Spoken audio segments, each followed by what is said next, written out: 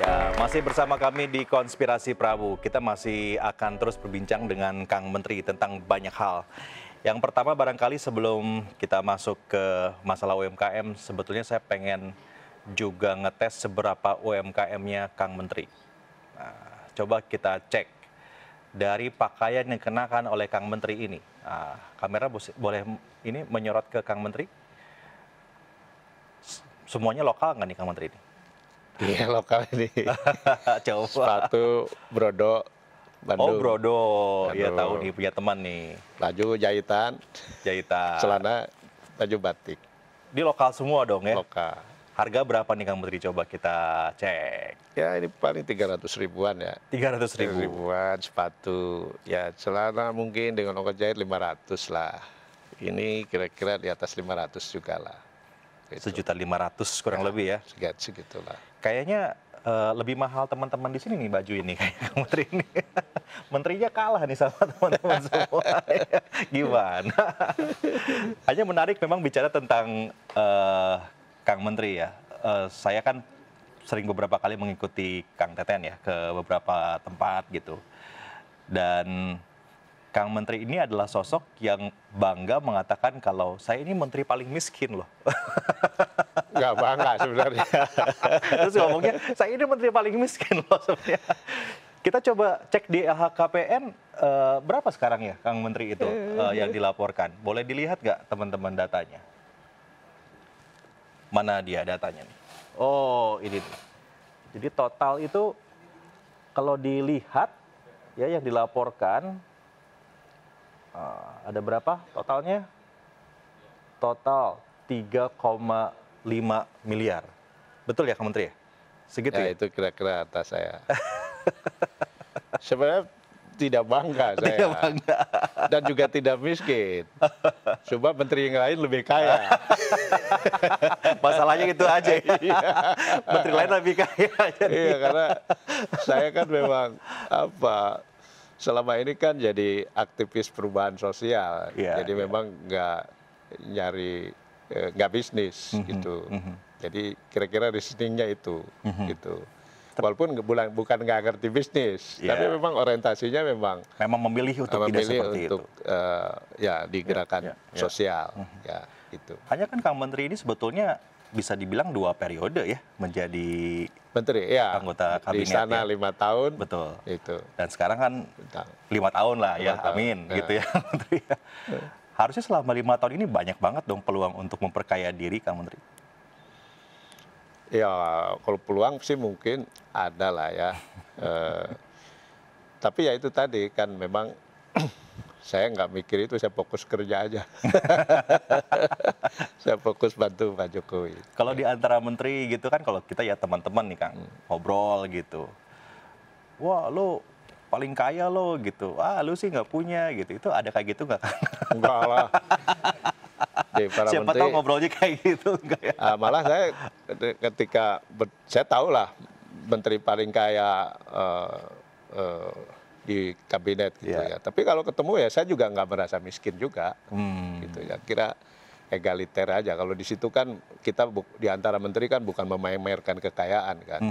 Ya saya kira nggak saya minder lah.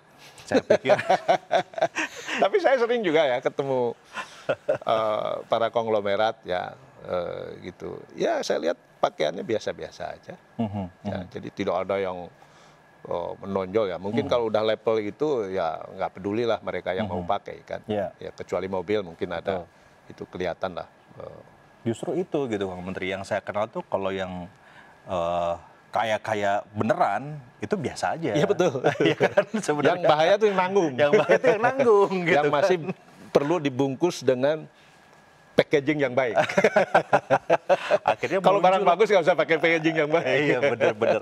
Akhirnya muncullah flexing lah yang disebut gitu kan. Dan sekarang kan lagi rame juga ya Kang Menteri ya, para pejabat yang memamerkan kekayaannya di sosial media. Ini bahaya memang sosial media nih Kang Menteri. Jangan-jangan gara-gara sosial media juga nih para pejabat pengen menumpuk kekayaan secara ilegal. Tadi kan kita ngomongin pakaian impor ilegal, ini kekayaan ilegal.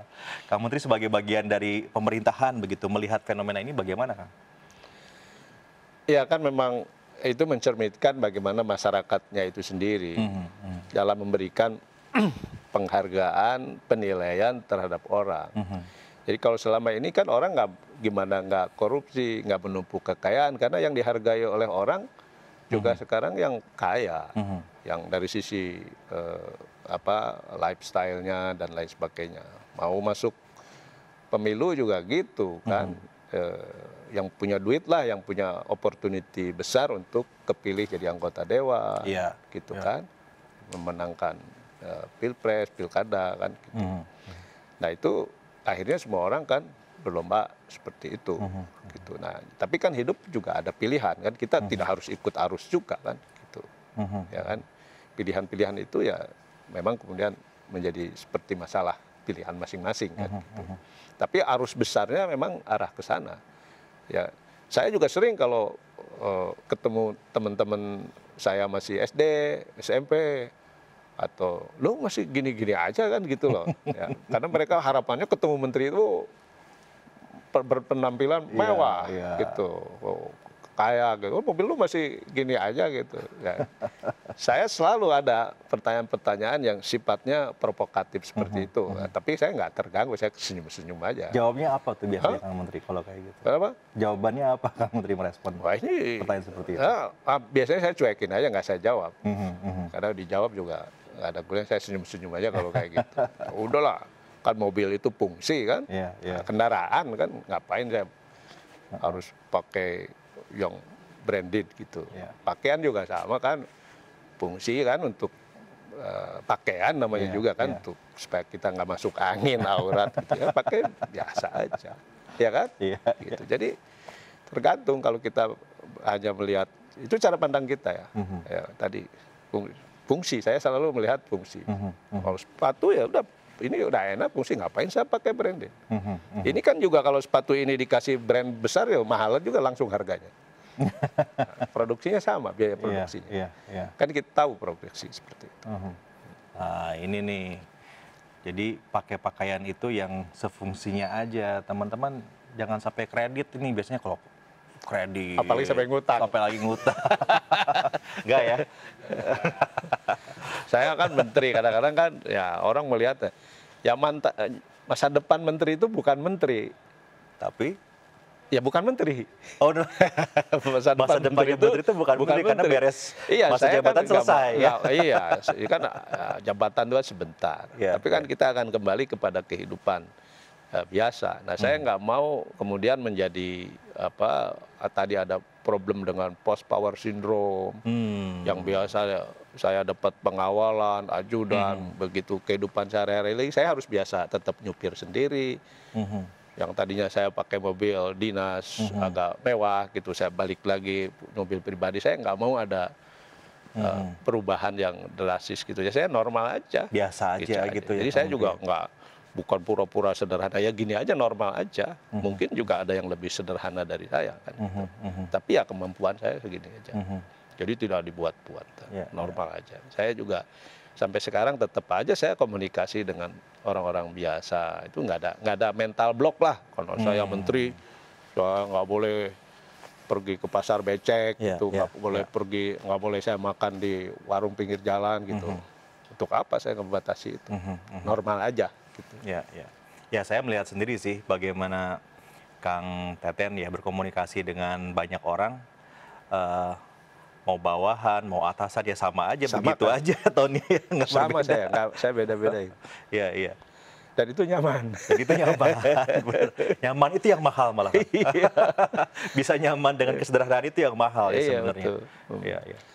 Waktu beberapa bulan yang lalu kan saya sempat wawancara Kang Menteri ya, dan numpang di mobil dinasnya beliau. Kang Teten ini kan memilih untuk menggunakan mobil ya Kang ya, sebagai mobil dinas ya. Sementara itu kan sebetulnya mobil menteri itu kalau tidak salah dapatnya atau apa. Katanya sih, saya tanya sama ajudannya, itu jarang dipakai tuh. Nggak pernah sekali-kali dipakai. Sekali dipakai kalau ada acara resmi, saya pakai, karena biasanya kalau pakai nanti susah masuknya. Dianggapnya pengawal. Kenapa Kang Menteri lebih memilih menggunakan mobil begitu ya. Sementara itu sebetulnya di garasi ada mobil ini, dan ini fasilitas negara yang dipakai juga nggak ada masalah gitu, kita melihatnya. Ya itu tadi kalau habis jadi masa depan menteri itu kan bukan menteri. Nanti saya kalau pakai mobil itu balik lagi ke mobil saya yang nanti canggung lah. Yang lain saya kira ya saya ingin normal aja. Nah, bagi saya ini nggak normal karena itu fasilitas di atas kemampuan saya. Oke. Di atas kehidupan sosial saya gitu. Ini keistimewaan lah. Saya sekarang dapat pengawal, dapat supir, ya punya rumah dinas di Menteng gitu kan. Rumah aslinya kan Cibinong gitu. Itu kan nanti kalau saya bisa grogi, kikuk kan gitu. Jadi saya ingin normal aja. Nah yang kedua yang saya temui itu ya, saya kan Menteri Koperasi UMKM ini kan 96%-nya kan mikro. Mikro itu ya kayak tukang bakso, warteg gitu ya paling gede. Terus ada yang lebih itu lebih kecil lagi usahanya. Nggak tega saya datang menemui mereka, menyapa mereka, lalu saya berjarak dari apa yang saya pakai gitu ya. Itu saya ingin biasa seperti mereka. Agar bisa merasakan juga begitu ya apa yang mereka rasakan, dan mereka juga pada akhirnya tidak berjarak sama Pak Menteri yang paling tidak ada penting jarak. Jadi kan tetap aja ada sungkan kalau mereka lihat, saya dikawal mobilnya ini gitu loh. Tapi kalau mobil saya sama dengan yang mereka pakai, pakaian saya sama dengan yang mereka pakai, saya tidak membunuh entrepreneurship mereka. Gitu. Bahwa orang biasa juga bisa jadi menteri. Gitu. Gitu. Ini pelajaran hebat nih teman-teman. Boleh berikan tepuk tangan untuk Kang Menteri kita. Saya kayaknya bakal simpen rekaman ini, saya save di handphone. Ntar kalau saya mau beli barang apa-apa ke istri saya, tuh lihat Pak Menteri aja begini. Lumayan dompetnya aman. Tapi bagi saya untung sebenarnya. Saya tidak dituntut oleh masyarakat untuk saya kaya. Untuk saya pakai mobil mewah, pakai baju mewah gitu, baju mahal gitu. Jadi saya enak kan, hidup murah.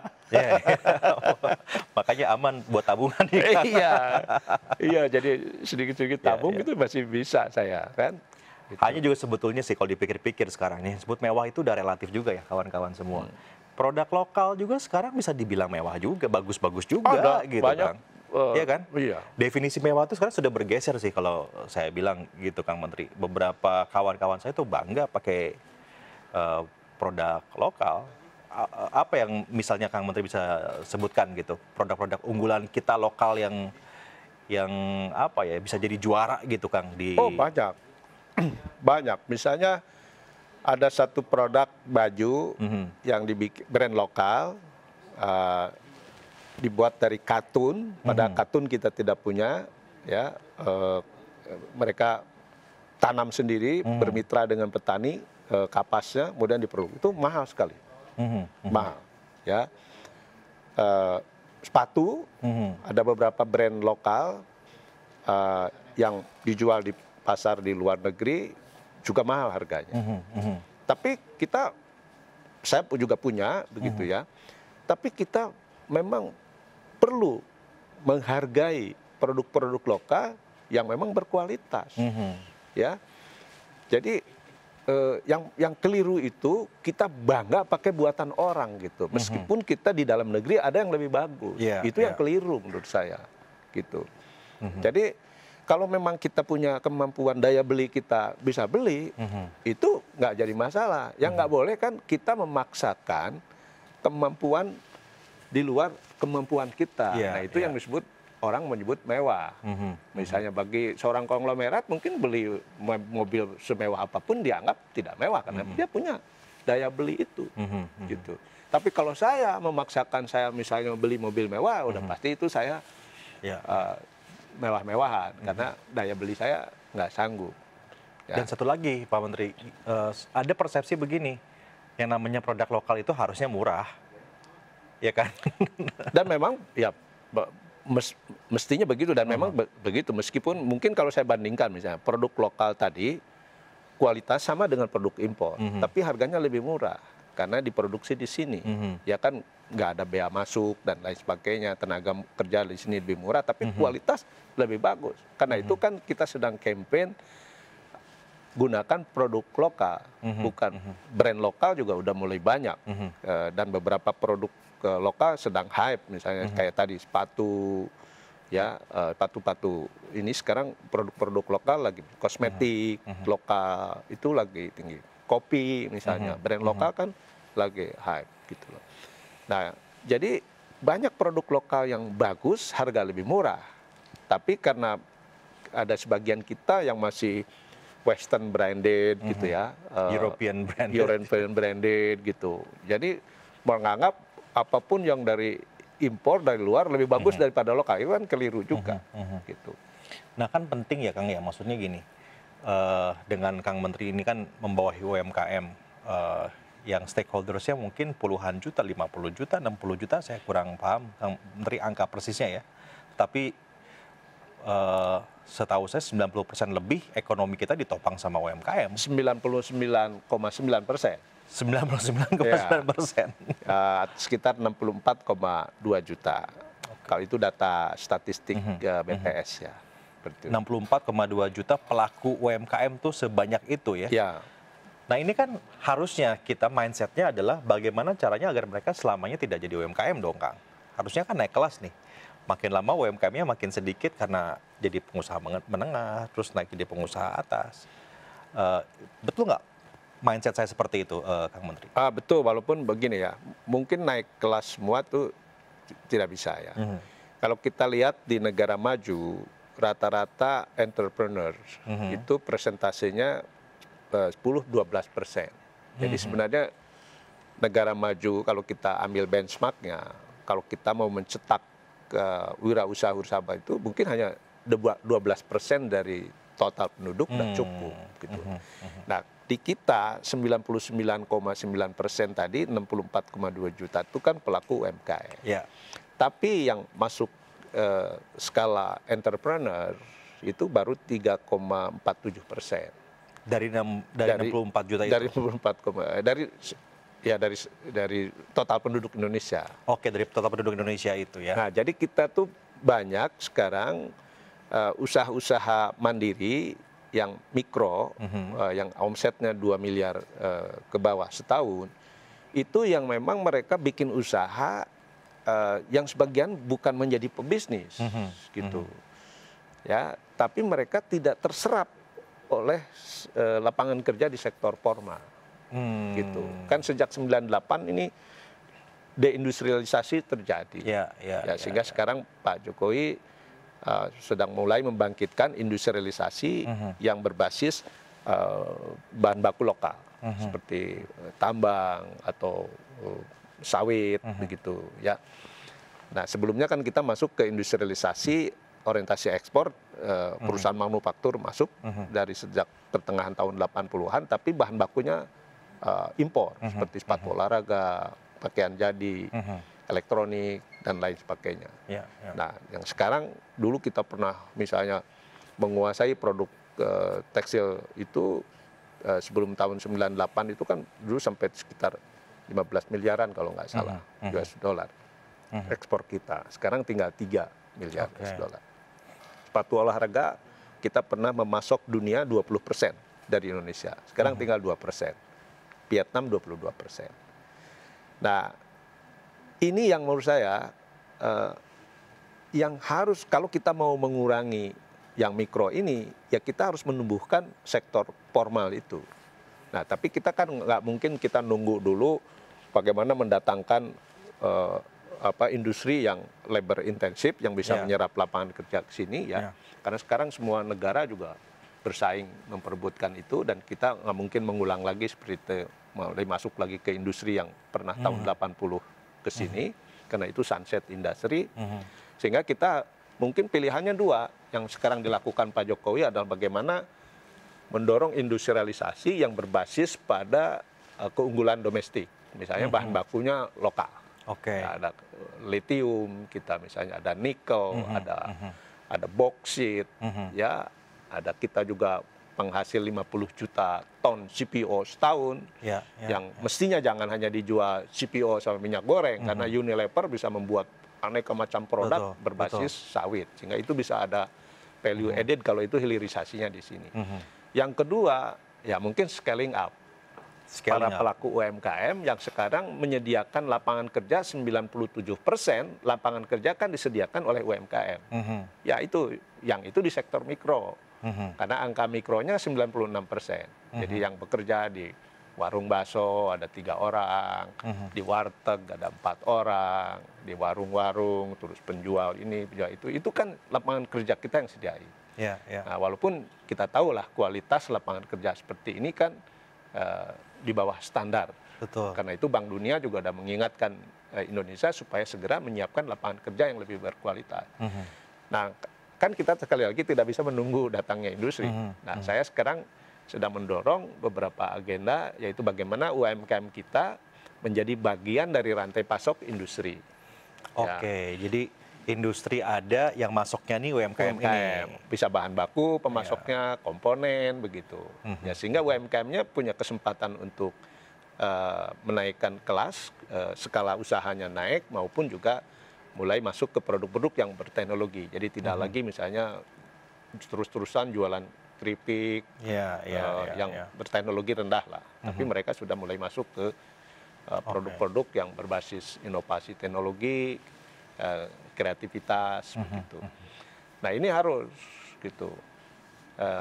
Baru 7% UMKM kita yang terhubung ke rantai pasok ke industri. Ya. Nah, kalau kita bandingkan dengan Vietnam yang boleh dibilang lebih terlambat industrialisasinya dibanding Indonesia, mereka sekarang sudah 24,6%. Tinggi ya? Sudah tinggi. Nah, kita ada kebijakan kita kurang pas. Ini bertahun-tahun, berpuluh tahun salah.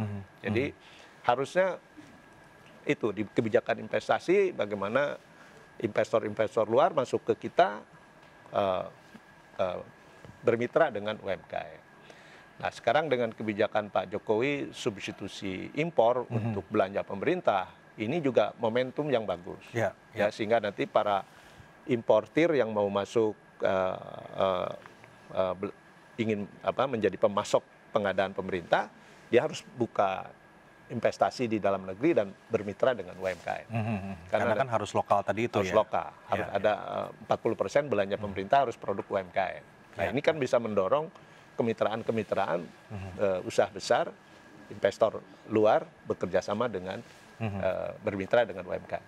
Ya, semoga Kang Menteri ini terobosan-terobosan kebijakan yang dilakukan 2 tahun lagi nih masa pemerintahan itu bisa target scale up-nya bisa segera tercapai begitu ya Kang Menteri. Kita doakan sama-sama, kita berikan tepuk tangan untuk Kang Menteri Teten Mas Duki. Ini kan teman-teman penontonnya ini milenial semua nih Kang Teten. Mungkin banyak yang nggak tahu kalau dulu tuh beliau tuh aktivis loh. Ya Kang Menteri ya? Dulu yang demo-demo itu, ini kalau di foto ada yang namanya Teten Mas Duki itu fotonya. Ya Kang ya? Masih suka demo? Ya dulu kan sejak mahasiswa sebelum menjadi menteri aktivis. Turun ke jalan. Turun ke jalan. Ya dulu tukang kritik pemerintah juga. Sekarang makanya dikritik pemerintah, dikritik rakyat gimana? Saya senyum-senyum aja. Dan kita butuh kritik itu kan. Supaya pemerintah juga tahu apakah kebijakan pemerintah ini sudah sesuai nggak dengan harapan masyarakat. Gitu. Nah, cuma memang harus tahan sabarnya. Harus sabar. Harus sabar. Pertanyaan penutup aja Kang Menteri. Dulu waktu lagi demo kan dikasih nasi box tuh ya. Nasi box yang dulu sama sekarang enakan mana kira-kira kalau lagi demo? Saya tuh ternyata ada kesamaan. Jadi satu kali kami pergi dengan Pak Panglima, Pak Kapolri, terus juga di daerah dengan ada Pangdam sama Kapolda. Ternyata semua punya pengalaman yang sama waktu di lapangan, yaitu kita menyukai, saya waktu demo juga sama, nasi Padang bungkus. Nasi Padang. Jadi pernah kami pergi ke warung Padang dan minta dibungkus. Experience-nya di situ yang kebuka bungkusannya itu nasi lebih banyak. Iya. Oke, terima kasih Kang Menteri sudah hadir di Konspirasi Prabu. Semoga perbincangan kita ini pertama bisa memperjelas ya duduk perkara tentang larangan impor pakaian bekas ilegal. Saya bahkan menambahkan larangan impor sampah pakaian bekas ilegal agar kita sama-sama tahu bahwa ini adalah untuk melindungi produksi dalam negeri. Dan juga mudah-mudahan inspirasi lain dari perbincangan saya dengan Kang Menteri Teten Mas Duki bisa menjadi pelajaran ya untuk kita semua tentang kesederhanaan. Kita akan ketemu lagi di Konspirasi Prabu dengan tamu-tamu inspiratif lainnya di pekan depan.